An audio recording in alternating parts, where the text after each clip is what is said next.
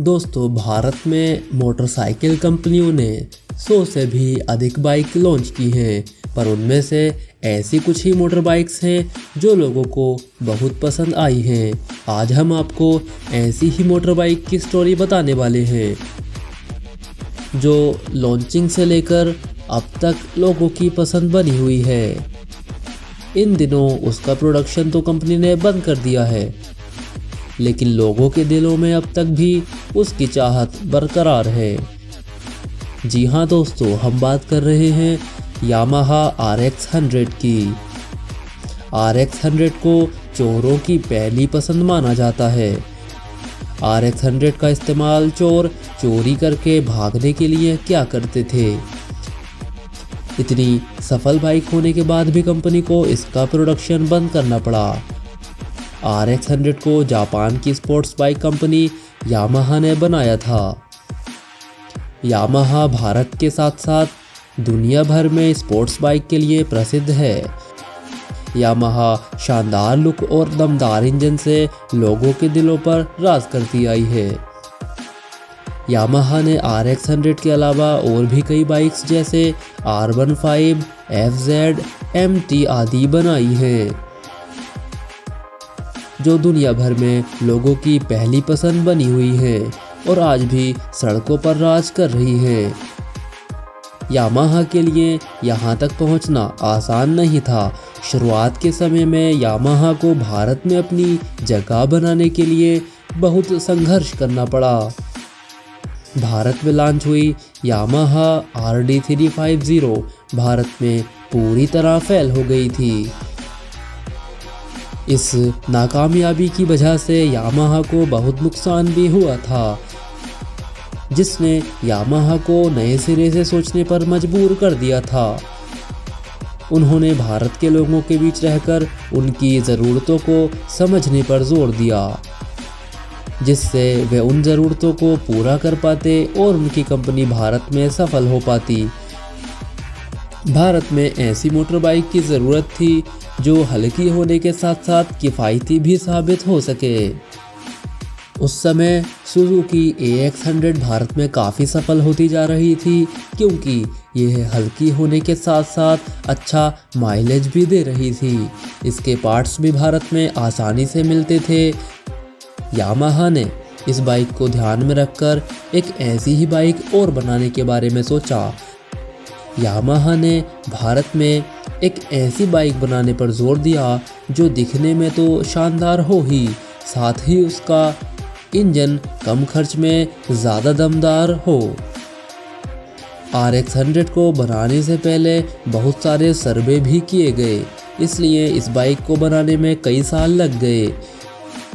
नवंबर 1985 में यामाहा ने भारत की मोटर बाइक्स मार्केट में RX 100 को लॉन्च किया। इतने साल की मेहनत रंग लाई और यामाहा ने कुछ ऐसा बना दिया जिसने भारत में यामाहा की जड़ें मजबूत कर दी। देखते ही देखते यामाहा RX 100 ने धूम मचा दी। वह भारत के लोगों की पहली पसंद बनने लगी और उसकी बिक्री इतनी बढ़ गई कि कंपनी को उसका प्रोडक्शन और अधिक बढ़ाना पड़ा। उसकी मांग में तेजी से कंपनी को प्रोत्साहन मिला। भारत के लोगों को जो चाहिए था, यामाहा RX 100 ने उस वक्त उसको पूरा कर दिखाया। युवाओं में यामाहा RX 100 अपने लुक्स की वजह से काफ़ी ज़्यादा पसंद की जाने लगी। यामाहा RX 100 भारत में 10 साल तक इस तरह से बिकती रही, जिससे यामाहा कंपनी को बहुत अधिक फ़ायदा हुआ। यामाहा RX 100 4 गियर वाली मोटरसाइकिल थी, जिसमें 100 सीसी का इंजन लगा हुआ था। एक तरफ तो इसका इंजन बहुत दमदार था और दूसरी तरफ इस बाइक का लाइट वेट होना इसके लिए काफ़ी सहायक बना। यामाहा RX 100 का कुल वज़न मात्र 98 किलो था। ये अपने आप में बहुत बड़ी बात थी। इतनी हल्की होने के बावजूद भी ये बाइक तेज़ भागने में माहिर थी और ये वजन ले जाने में भी बहुत ही सहायक सिद्ध हो रही थी।